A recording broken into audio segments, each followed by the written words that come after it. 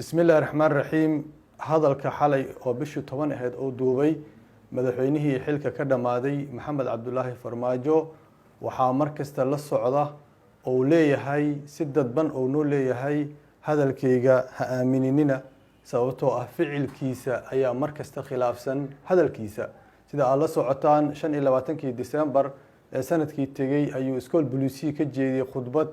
uu ku amaanay ra'iisul wasaaraha kuna sheegay inuu taageersan yahay sida ay doorashada u wadaan dowlad goboleedyada habeenkiina wuxuu soo saaray inuu yahay ra'iisul wasaarihii xilkii ayaan ka joojiyay xafiiskiisii iyo xaruntii hoyga u ahaydna ciidan oo dul dhigay asagoo isku dayay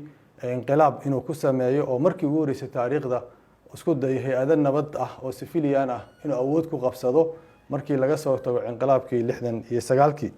sidaas oo kale 24kii Abriil 2021kii khudbad 8 daqiiqo ah oo tii xalay la mid ah ayuu jeediyay asagoo iska dhigaya inuu yahay nin nabad raba nin doorasho raba kadib markii ay dagaaladii Muqdisho ka dhaceen 24kii Abriil ka bacdina waan ognahay waxa uu sameeyay oo ah in uu ra'iisul wasaarihii marna yiri waxaan ka qaaday waxaan ka joojiyay awoodan ka dhimay marna uu yiri xilkan ka joojiyay marna uu yiri xilka hal soo xiro oo waxaan ku soo eedeynayaa dambi sidiisaba Maxamed Cabdullaahi Farmaajo markii ay xaaladdu ku culus tahay oo cadaadis ama gudaha ama dibadda laga saaro dadka ayuu israaciyaa wuxuu iska dhigaa nin la socda dadka meesha u socdaan laakiin intaas gudaheeda waqti ayuu iibsadaa wuxuu ku diyaar garoobaa inuu soo rogaal celiyo soona qaado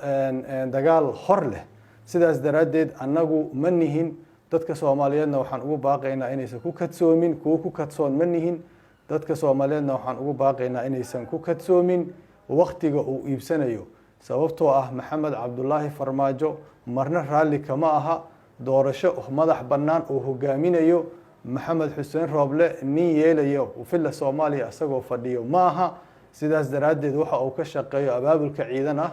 waxa uu ka shaqeeyo qabiilada inuu isku diro qaasatan kuwa Muqdisho jooga ah waxa uu ka shaqeeyo ah inuu u qaybiyo laaluush dad siyaasiyiin ah ama dad uu isleeyahay kasbo hawshaas uu ku mashquulsan yahay waxa uu iibsanayo waa waqti waxa uu gadanayo waa time waxa uu u diyaar garoobayane waa inuu dagaal kale ku soo qaado ra'iisul wasaare Maxamed Xuseen Rooble muxuu sidaas u sameeyay xalay khudbadaas u jeediyay shir aan ognahay inuu ka soo horjeeday oo shir kale garab dhigtay oo diidana waxa aad taageerayso Soomaha wax markii hore aad ogoleed shirka aad taageerayso natiijadiisa Soomaha shir markii hore aad qayb ka ahayd ama aad ogoleed ama aad taageersaneed intaas oo dhan ma aha cadaadis caalami ah oo dibadda laga soo saaray iyo cadaadiska gudaha oo shirqoolkiisii oo fashilmay oo ra'iisul wasaarihiina ka hor yimid daraadeed ayuu wuxuu isku dayayaa inuu daadka israaciyo waqtina ku iibsado sidii horay oo u sameey jiray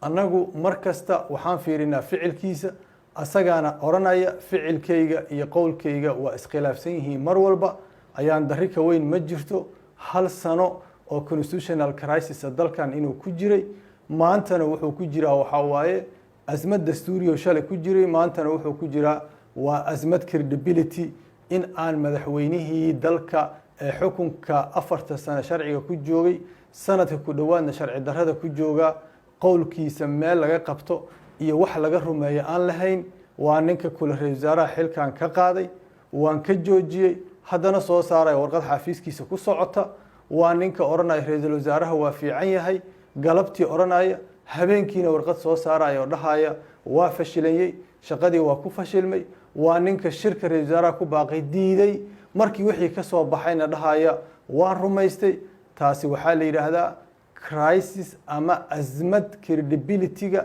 misdaaqiyada qofka qowlkiisa lagu rumaysan karo wax ka xunna malaha qof madaxweyne dal soo maray inaan hadalkiisa meel laga qabto iyo xubin laga qabto iyo meel laga rumaysto uusan lahayn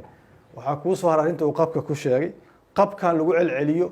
oo maalin kasta la yiraahdo qabkii Soomaaliya la soo celiyay qabka Soomaaliya ma waxa lagu soo celiyay in muwaadin Soomaaliyeed oo ka tiinadaysan dawlad ajnabi loo dhiibo qabka Soomaaliyeed ma waxa lagu soo celiyay ciidan kumaandoosa oo Itoobiya ah oo dariskeena ah in Kismaayo lagu qabsado lagu afgambiyo maamul halkaas ka jiro la isku dayo qab ma waxa lagu soo celiyay in madaxweyne ama ra'iisul wasaare dal kale inta diyaarad kugu qaato madaxweyne dal kale kuu geeyo adoona ku talagelin miyaa qab lagu soo celiyey qabma waxaa lagu soo celiyey in askari etoobiyana doolow inta ka khudbeeyo uu yiraahdo annaga idinka walaalaan nahay laakiin cadow kale ayaan leenahay oo cadowgaas loola jeedo dowlad goboleedka Jubbaland ma waxaa qabkii lagu soo celiyey in wasaaradda arrimaha dibadda inta laga soo waco Mareykanka lagu yiraahdo jooji waxaa waday la shaqeey ra'iisul wasaaraha qab ma waxaa lagu soo celiyey in dowladaha dariska ah la yiraahdo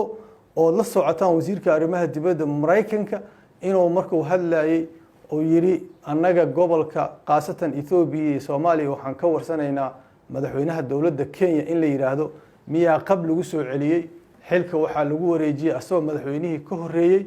xarunta White House-ka lagu qaabilaya lagu wareejiyay xilka Maxamed Cabdullaahi Farmaajo maantana waxay maraysaa in la yiraahdo arinta Soomaaliya waxaa laga hadlaa Uhuru Kenyatta taas waa been qabla soo celiyay ma jiro Soomaaliya quursi iyo meel hoose ayaa loo celiyay waxaan kaloo rabaa inaan dul istaago arinta ciidanka oo leeyahay ciidan baa la dhisay ciidanka la dhisay kii madaxda lagu weerarayo Soomaaliya madaxweynayaashii hore kii mucaaradka lagu xabadeynayo guryahooda u dhacay Soomaaliya ciidanka kii gudoomiyihii hore ee baarlamaanka xilka xoog uga tuuro isku hareereeyay xarunta baarlamaanka iyo hoygii oo deganaa maaha ciidanka midka ra'iisul wasaaraha dul dhigay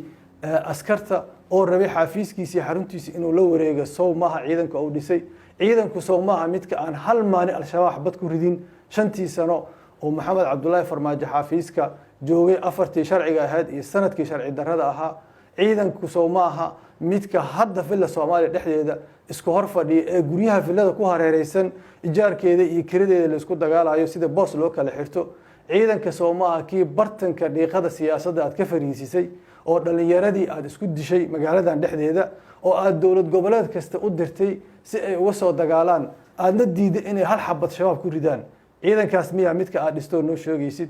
hantida aad ilaalinayso hanti la ilaaliyaa waxaa ugu weyn oo qaranku leeyahay waa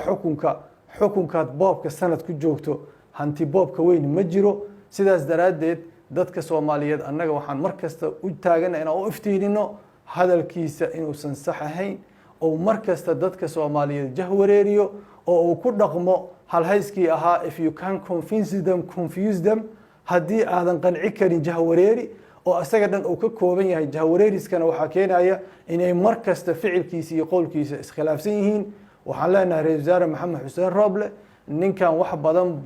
oo ku gaaday oo ku been sheegay oo waqti iibsaday dadka Soomaaliyeed waxay maanta kaaga fadhiyaan waa inaad doorasho xalaal ah oo daafurnaan la qabato habraacyadii adiga iyo dowlad goboleedyada intii la sixi karay waa saxdeen waxaa lagaga baahan yahay inaad doorasho xalaal ah dadkii kuraastooda la soo boobo dib loogu noqdo doorashada soo socoto mid xalaal noqoto dadka Soomaaliyeed oo sharaf iyo karaamo iyo cadaalad aad u sameeysaa laga sugayaa ninka kan wuxuu doonayaa dardarta iyo guusha maadaama uu ku fashilmay inuu shaqo ka joojiyo maadaama uu ku fashilmay inuu ku inqilaabo maadaama uu ku fashilmay inuu shirki fashiliyo maadaama uu wuxuu dhan ku fashilmay oo momentumka ama ay dabaysha xaqiisa u soconin waqti uu iibsanaya inuu ku gaado maaha dhagjalaha u siinin doorasho xalaal ah si ku dhici lahayd ciidanka sidii siyaasadda looga dhex saari lahaa askar iyo saraakiil iyo madax quman oo amarka xafiiskaaga iyo xukuumadda hoostagaysa loo heli lahaa shaqadaas qabso ninka kani nin la aamini kara hadalkiisa ma aha waan garanaa beri subax ergow soo diri doona ra'iisul wasaare hana la hadashiyo orad doona dadku isku dayi doona inuu isku maskiiniyo waa markuu duruufaysan yahay inuu nagaado maaha hadalkiisana macnad weyn ma laha dadka Soomaaliyeedna inuu jahwareeriyo kaliya ka shaqeeya sidaas daraadeed annaga waxaan rabnaa isku duubni inaan marxalada uga gudubno dadka taageersan asaga oo kulunsan ayaan fariin u diraya horta ninka kan dadka taageersan waa saddex qolo asaga wax ka doonaysa ama uu wax siiyo ama aaminsan xilka asaga la'aantiis inay xilalka ay hayaan aysan joogi karin qolo aaminsan xabadda hebel loo wado haday ku dhacaysa aniga hay dhex marto oo fikirkooda saas uu ku salaysan yahay iyo qolo aaminsan in lunsan uu jahwareeriyay oo laga yaabo inay ku lunsan yihiin waxa uu sheegayo inta aan la hadlayo waa inta jahwareersan